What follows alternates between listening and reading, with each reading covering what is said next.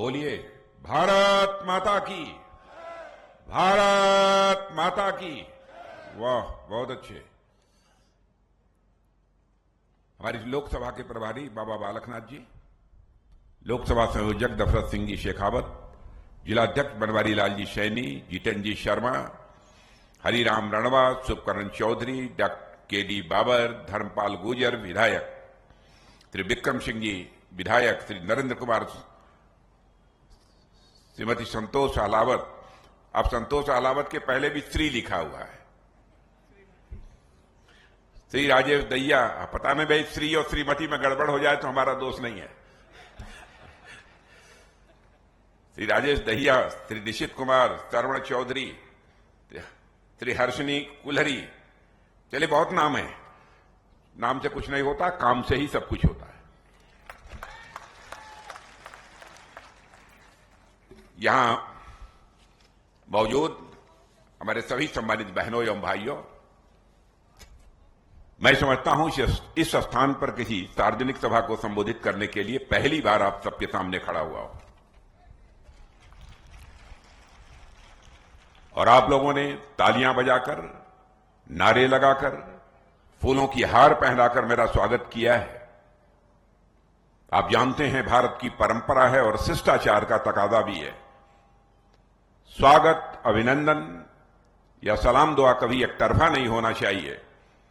इसलिए मैं भी अपनी तरफ से शीश झुकाकर आप सभी बहनों भाइयों का हार्दिक अभिनंदन करता हूं, आप सभी का मैं स्वागत करता हूं।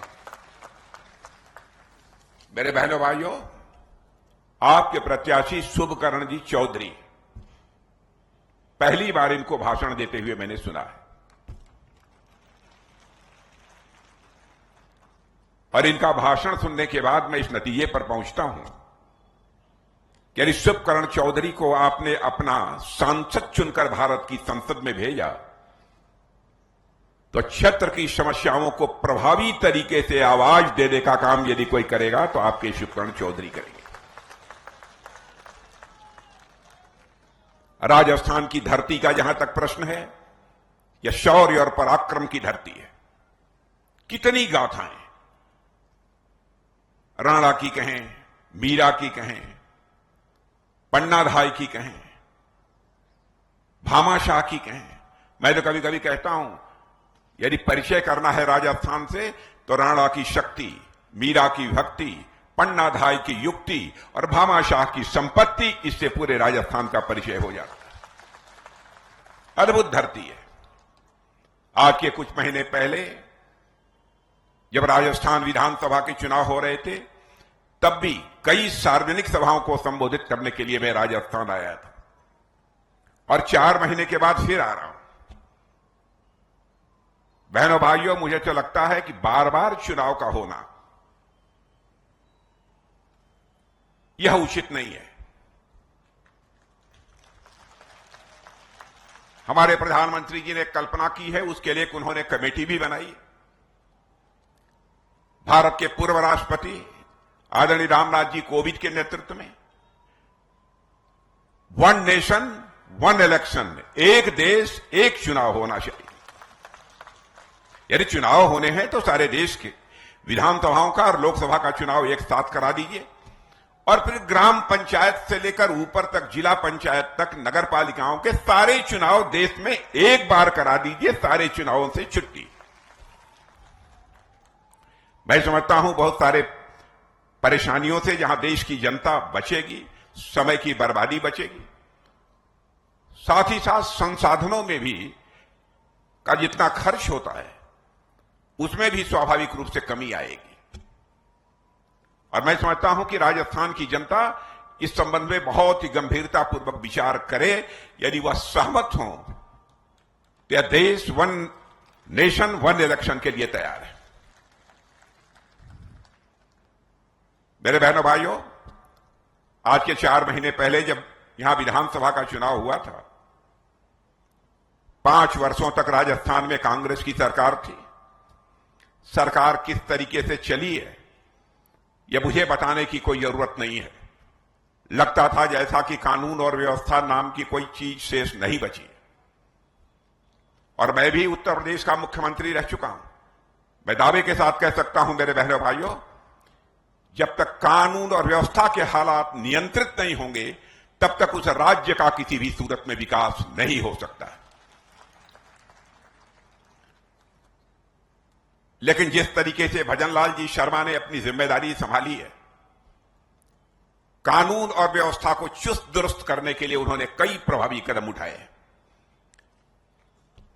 और मुझे जो जानकारी दी गई है, आदतन जो अपराधी हुआ करते हैं ऐसे लगभग 9,371 अपराधियों को उठाकर जेल के शिक्षों के पीछे डाल दिया है।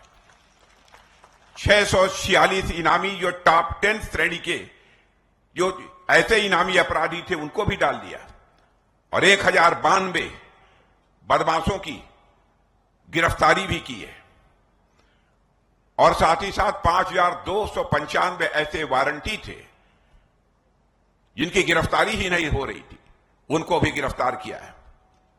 और मैं समझता हूं कि किसी भी राज्य के विकास की पहली शर्त को पूरा करने का काम राजस्थान के मुख्यमंत्री भजनलाल जी शर्मा ने किया है। प्रशासन को सख्त होना चाहिए अपराधियों के लिए, और आम जनता के लिए बराबर उनका मस्तक नीचे झुका होना चाहिए जनता के स्वागत में। वही सरकार मेरे बहनों भाइयों चलती है।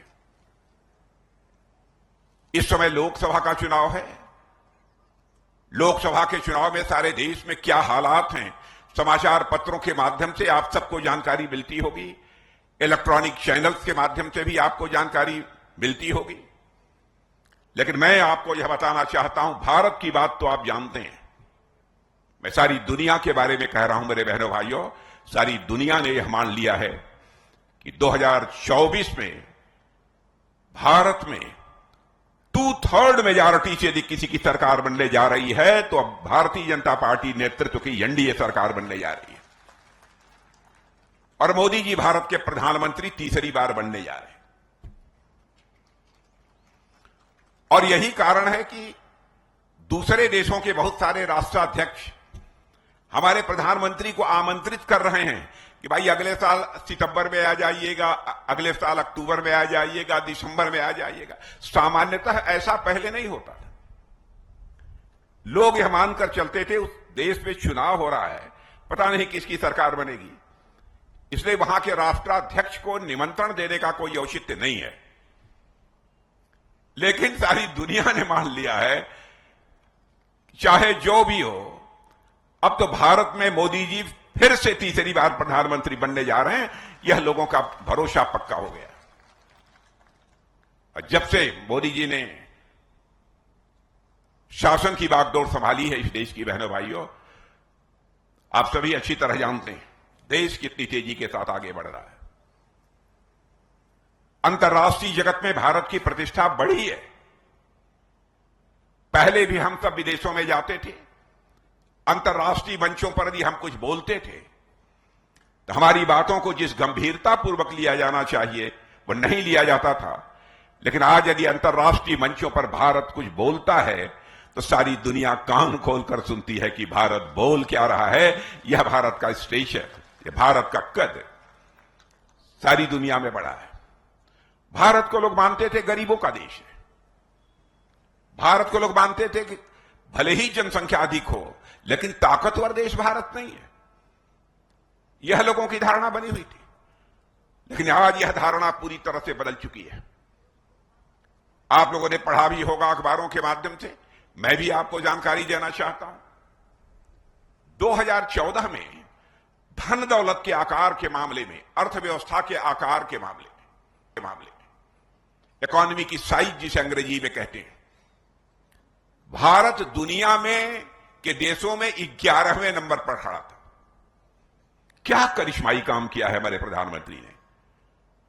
यह हमारा भारत 6 वर्षों के अंदर, 7 वर्षों के अंदर ही जो 11वें स्थान पर अर्थव्यवस्था के आकार के मामले में खड़ा था, वह जंप लेकर मेरे बहनों भाइयों आज 5वें स्थान पर पहुंच गया है। और इतना ही नहीं, दुनिया के बड़े बड़े अर्थशास्त्री, बहुत सारी फाइनेंशियल फर्म, आर्थिक संस्थाएं यह दावा कर रही हैं कि भाई अब इस सच्चाई को नकारा नहीं जा सकता कि 2027 प्रारंभ होते होते भारत दुनिया की तीसरी बड़ी आर्थिक शक्ति बनकर खड़ा हो जाए। अमेरिका, चाइना और भारत बचेंगे। और दुनिया के राष्ट्राध्यक्ष अब यह भी कहने लगेंगे, इसमें भी कहीं दोष मत नहीं है, 21वीं सदी यदि विश्व में किसी देश की होने जा रही है तो भारत की होने जा रहे हैं बहनों भाइयों, भारत की होने जा रही है। इससे बड़े गौरव का विषय हम सबके लिए क्या हो सकता है। और सरकार के कामकाज को भी आपने देखा है। मैं तो भ्रष्टाचार की यहां चर्चा करना चाहता हूं। हमारे विधायक ये भी भ्रष्टाचार की चर्चा कर रहे थे। शायद ही कोई कांग्रेस की सरकार ऐसी रही हो जिस पर कि भ्रष्टाचार के गंभीर आरोप न लगे। सब तो सब भ्रष्टाचार के आरोप इस सीमा तक लगे कि सरकार के मंत्रियों को जेल की हवा खानी पड़ी। मंत्री रहते जेल की हवा खानी पड़ी। लेकिन मैं दावे के साथ कह सकता हूं, 10 वर्षों का समय हम लोगों का भी गुजरा है मेरे बहनों भाइयों। विरोधी क्या, दुनिया का कोई व्यक्ति उंगली उठाकर नहीं कह सकता कि हमारी सरकार के दामन पर एक भी भ्रष्टाचार का कोई दाग लगा। कोई नहीं कह सकता। क्या कारण है जब कांग्रेस आती है तभी भ्रष्टाचार बढ़ता है? क्या इनका चोली दामन का संबंध है?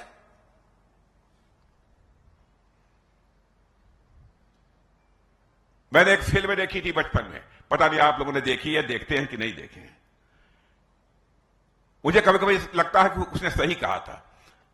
भ्रष्टाचार और कांग्रेस, करप्शन और कांग्रेस दोनों का यही रिश्ता है, एक दूजे के लिए, एक दूजे के लिए। यह इनका आपस में रिश्ता है।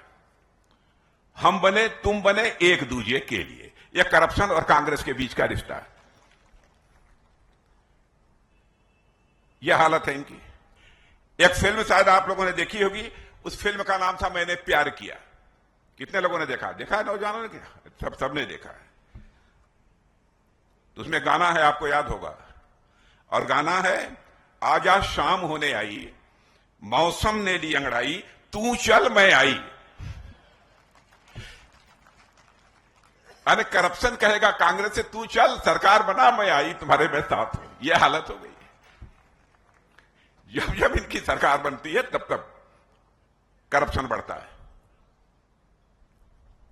लेकिन हमारी सरकार 10 वर्षों से बनी है, मोदी जी के नेतृत्व में,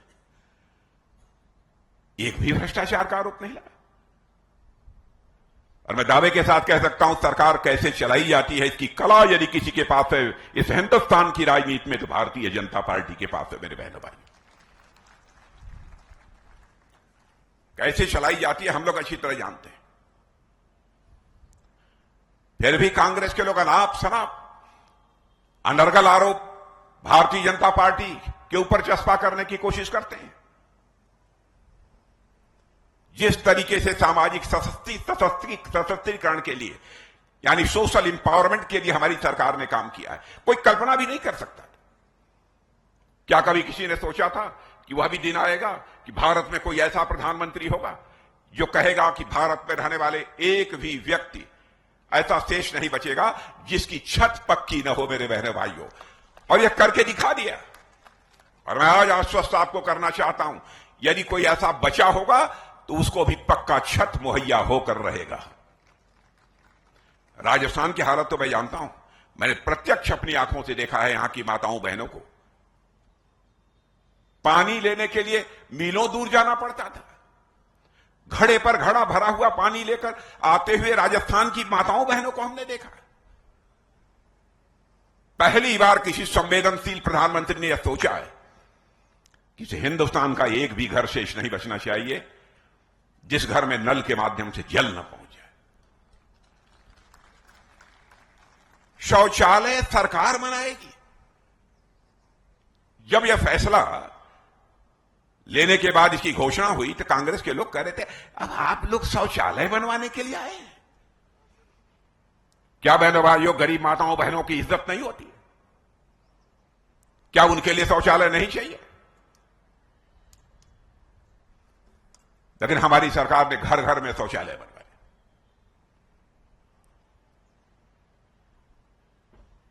हमने हर गरीब की चिंता की है, क्योंकि हम यह मानते हैं जब तक हर व्यक्ति गरीबी से मुक्त नहीं होगा तब तक हम भारत को जैसा सशक्त भारत बनाना चाहते हैं वैसा सशक्त भारत बनाने का स्वप्न भी हमारा किसी भी सूरत में साकार नहीं हो सकता।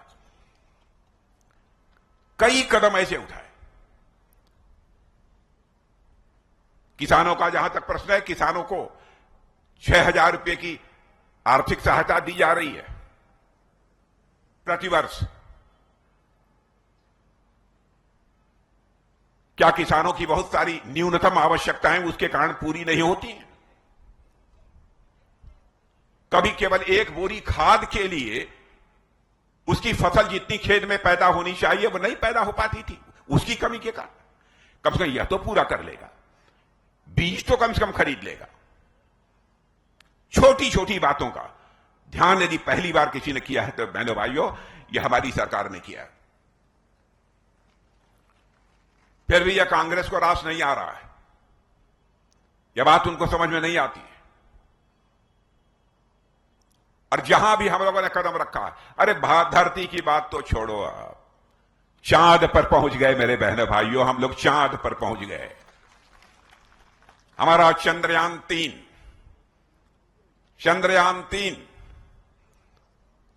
वह जो है चंद्रमा के साउथ पोल दक्षिणी ध्रुव पर पहुंचने वाला यह पहला देश, यह भारत बन गया है सारी दुनिया में बहनों भाइयों।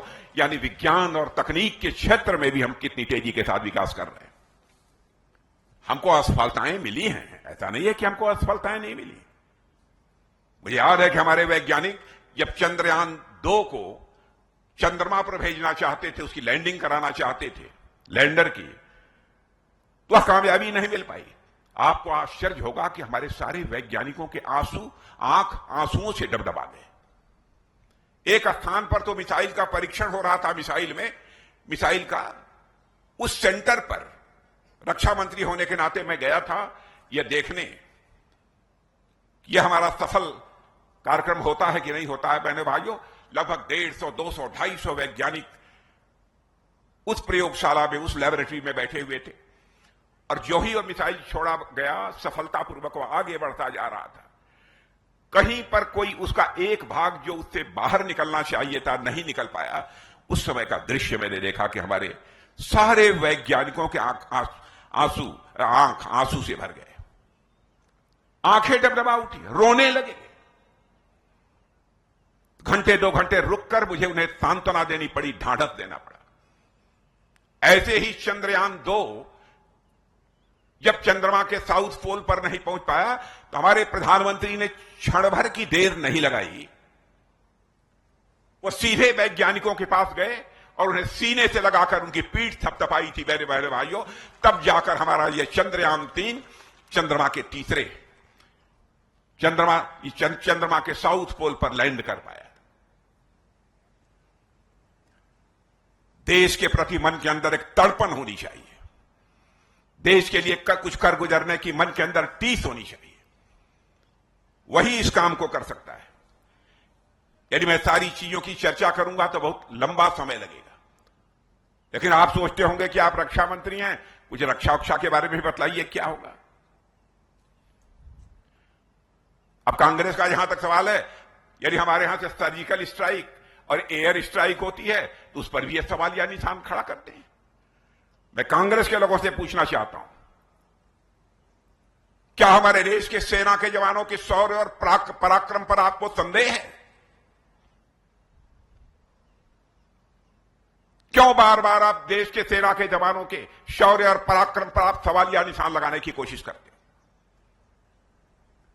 दुनिया के सारे देश जिस सच्चाई को स्वीकार कर रहे हैं, ये कांग्रेस के लोग मानने को तैयार नहीं। बहनों भाइयों, यह संदेश साफ है, भारत अब ये कमजोर भारत नहीं रहा है। भारत एक दुनिया का ताकतवर देश बन चुका है।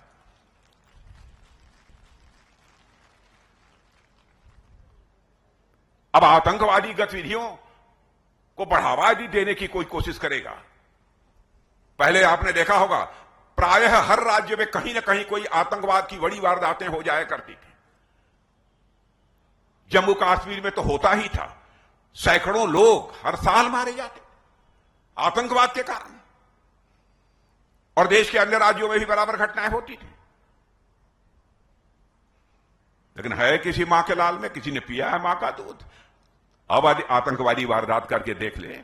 बहनों भाइयों, सीमा के इस पार भी मारेंगे, जरूरत पड़ी तो सीमा के उस पार भी जाकर मारेंगे। भारत की यह ताकत है।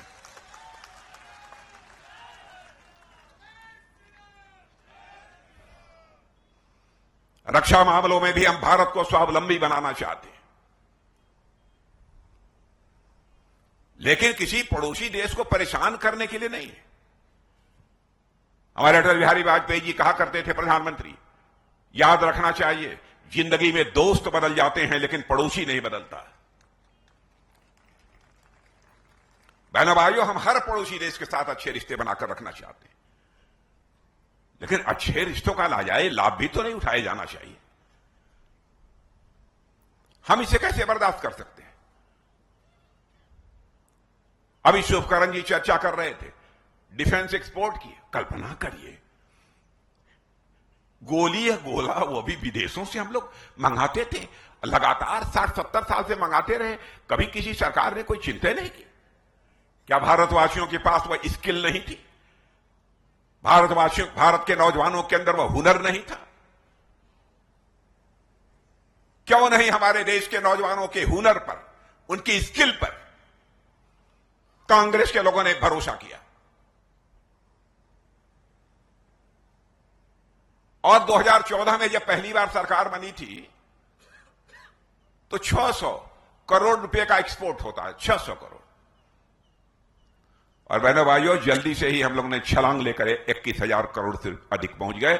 और भी किया है, लेकिन अभी बताएंगे नहीं, जल्दी वो अभी आज बढ़ी हुई खबर भी आ जाएगी।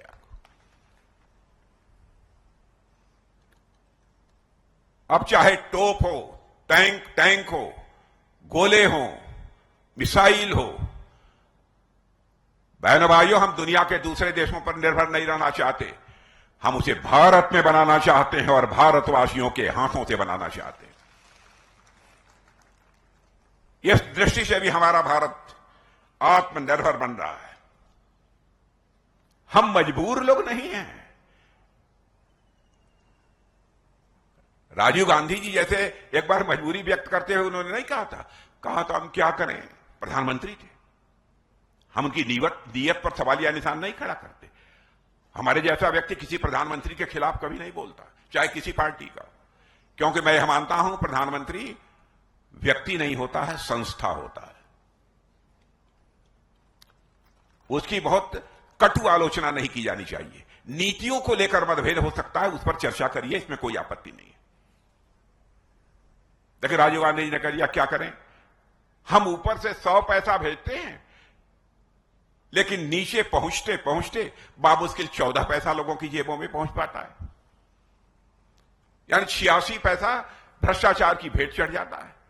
अब बेचारे राजीव गांधी कुछ क्या, बाद में कांग्रेस की सरकार भी कुछ नहीं कर पाई। इस चुनौती को पहली बार यदि किसी ने स्वीकार किया तो हमारे प्रधानमंत्री मोदी जी ने स्वीकार किया। और मुझे याद है कि पहली सरकार बनने के बाद जो बैठक प्रधानमंत्री जी ने ली थी, उस बैठक में गृह मंत्री होने के नाते हम भी मौजूद थे। मैंने पूछा कि मोदी जी, ये जो बैठक बुलाई है आपने खाता खोलने के बारे में, सबका इसे क्या लाभ होगा? कह राजनाथ जी, मैं बताऊंगा थोड़ी देर बाद, बैठक के बाद। बहनों भाइयों, उसका करिश्मा मैं देख रहा हूं।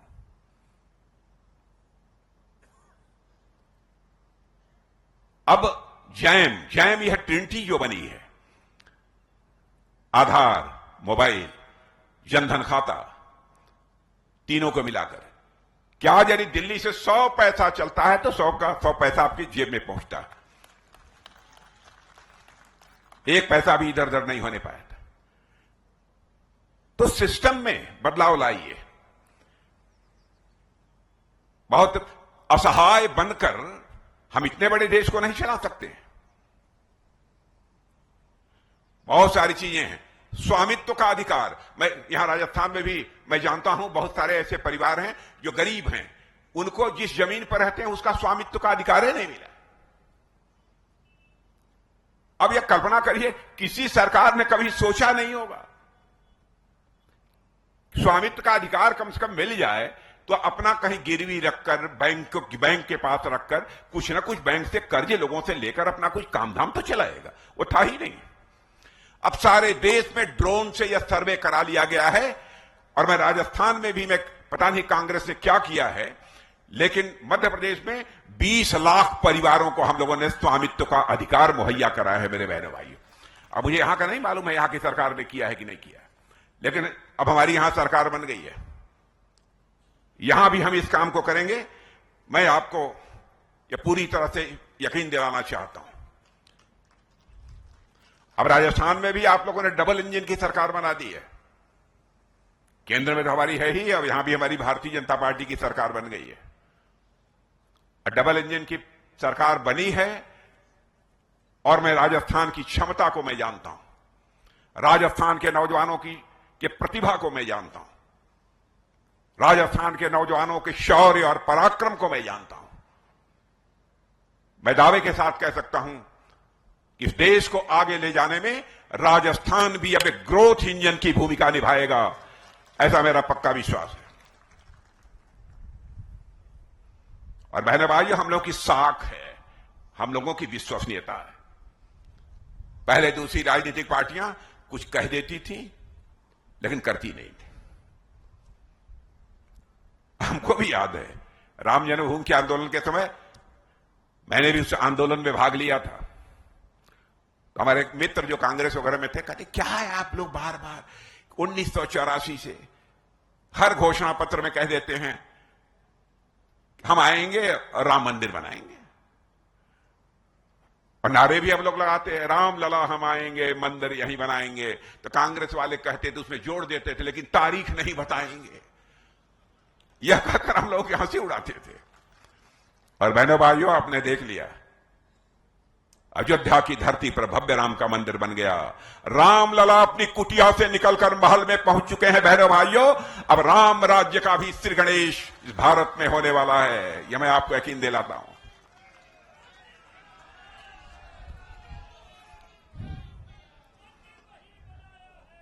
यह कांग्रेस के अध्यक्ष जी हैं, अच्छे आदमी हैं, उनकी मैं आलोचना नहीं करता। कांग्रेस के राष्ट्रीय अध्यक्ष आए थे भाषण देने, का ये मतलब 370 से राजस्थान का क्या लेना देना।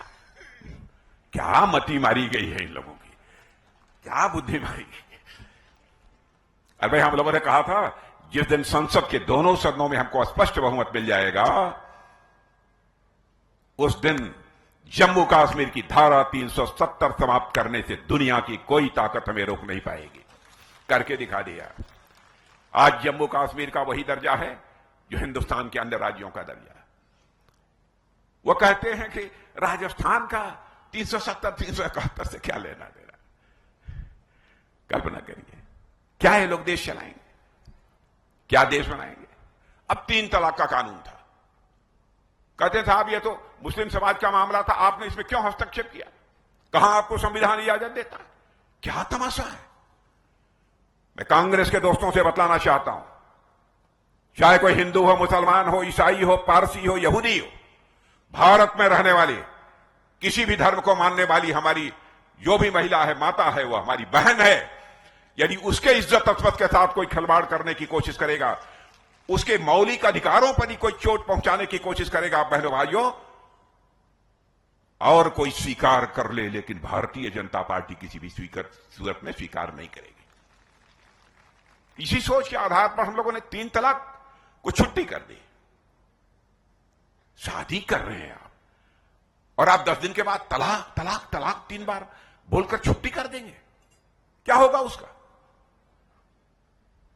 यह साहसिक कदम उठाने की कुवत यदि किसी के अंदर है मेरे बहनों भाइयों, तो हमारे प्रधानमंत्री मोदी जी के अंदर है, मैं विश्वास के साथ कह सकता हूं। अब देश आगे बढ़ रहा है, मैं आप लोगों से भी अपील करना चाहता हूं, आप लोगों का समर्थन प्राप्त होना चाहिए। और हमारे शुभकरण जी एक अच्छे वक्ता हैं। कहां है शुभकरण जी? अरे आप कब से भाषण सीख लिया आपने?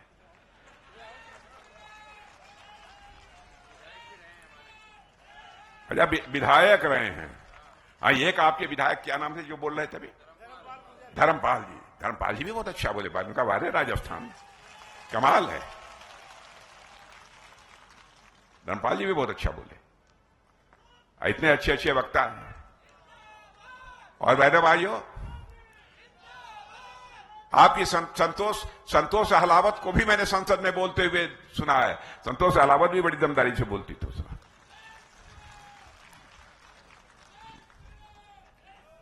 तो मैं समझता हूं कि इनको अब वो समय आ गया है कि कितना कितना कितना, फिर से बोलिए, कितना? 400 पार। चलिए, आप लोग कह रहे हैं तो आप लोगों की बातों को कौन टालेगा? 400 पार ही सही। और हम क्या, सारी दुनिया मानती है मेरे बहन भाइयों की 400 पार होगा। लेकिन एक निवेदन करना चाहता हूं कि ये हमारे प्रत्याशी जो सुकर्ण जी चौधरी हैं, सुलझे हुए व्यक्ति हैं। ऐसा मत सोचिएगा कि हम वोट न डालेंगे, एक वोट नहीं पड़ेगा तो क्या होगा, ऐसा हमको नहीं सोचना। एक एक वोट पड़ना चाहिए। प्रचंड गर्मी होगी। किस तारीख को? 19 को ही है, 19 को ही है। प्रचंड गर्मी होगी। अब इसी समय इतनी गर्मी है राजस्थान में, तो और आज के 10-12 दिन के बाद क्या हालत होगी। बहनों भाइयों, सुबह पहला काम मैं माताओं बहनों से भी अपील करूंगा, और आप विशेष रूप से नौजवानों से अपील करना चाहता हूं, बुजुर्गों को भी सहारा दीजिए, उनको लेकर मतदान केंद्र तक जाइए, और जहां भी कमल के फूल का बटन दिखाई दे, कमल के फूल का बटन दबाइए और भारत का मस्तक सारी दुनिया में ऊंचा करिए। यही आप सबसे अपील करते हुए अपना निवेदन समाप्त करता हूं। आप सबको बहुत बहुत धन्यवाद, बहुत बहुत धन्यवाद।